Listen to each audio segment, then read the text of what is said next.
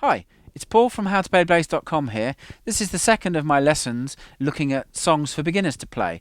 This song we're going to look at is called Under Pressure, and it's of course a Queen tune, another John Deacon bass line.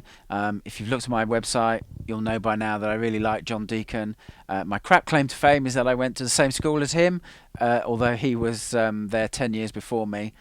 Because he's a bit older. Anyway, this lesson, like Can't Stand Losing You, which was the first one, I'm using some MIDI backing track to give us some musical accompaniment so you can hear how the song goes in context, so you can take it away, play it with the Queen original, which I heartily recommend that you get hold of the Queen original and play along with. As with Can't Stand Losing You, there are certain sections that I've simplified a bit so that a beginner won't have a problem playing through the entire song. There's nothing more frustrating, I know from experience, than learning a tune and only being able to play 2/3 of it because there's a section in another part which you're just not up to playing.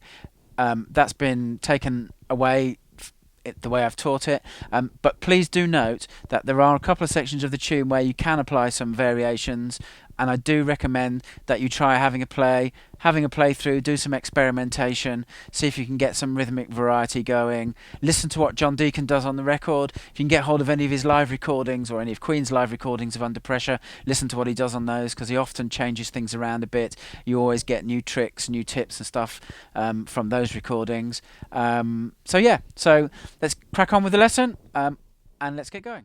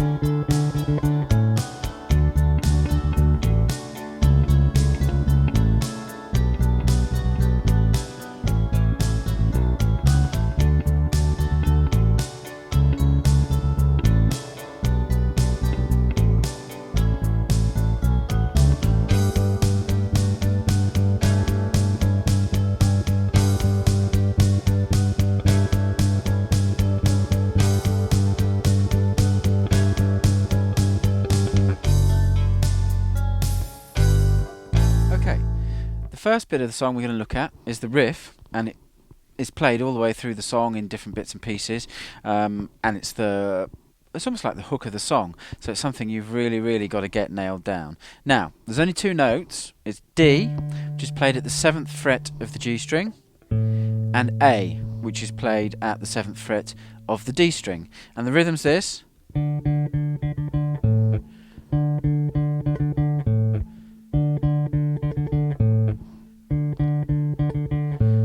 So it should be fairly straightforward. You should be able to listen to the original, hear John Deacon play it as well, and really get it nailed down. There is another possibility. You can play it up here, which is the 12th fret, playing the D at the 12th fret of the D string, so playing the octave, and again the A, the 12th fret of the A string.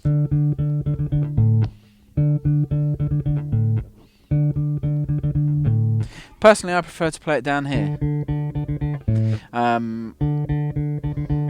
Just my hands here, ready for the next section of the tune. It's a bit of an economy of motion thing going on. But just so you know, you can play it up there. Anyway, so it plays through that, and then it goes to the into the verse, and the first 4 times in the verse it plays that riff, and then the riff shifts down and it changes slightly, and this is what it does.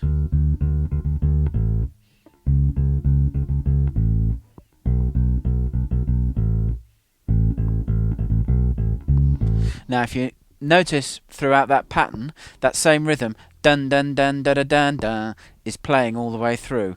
So the first bar where it shifts down, you're playing D again, but that's D at the 5th fret of the A string, and the last note is A again, which is the open A string. The second bar is exactly the same pattern, but instead of playing D, you play C sharp. So that's the 4th fret of the A string. 3rd bar, exactly the same pattern again, but B instead of D or C sharp. And then the 4th bar, it starts off with the open A string. So that's, and that's B at the 2nd fret of the A string, back to the open A string, C sharp, 4th fret of the A string, back to the open A string, and that sets you up for the 2nd time through playing that again.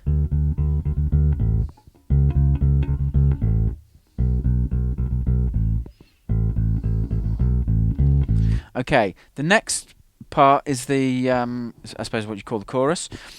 You go to G, which is the 5th fret of the D string, and you play 6 bars where you play through those bars, just playing constant 8th notes at the same place. 2 and 2 and 3 and 4 and 3 and etc etc for 6 bars. The 7th bar, then you drop down to F sharp, which is the 2nd fret of the E string, and then the next bar after that is, which the notes are G at the 3rd fret of the E string, and A, which is the 5th fret of the E string, and then that sets you back up to the. So I'll just play through that pattern.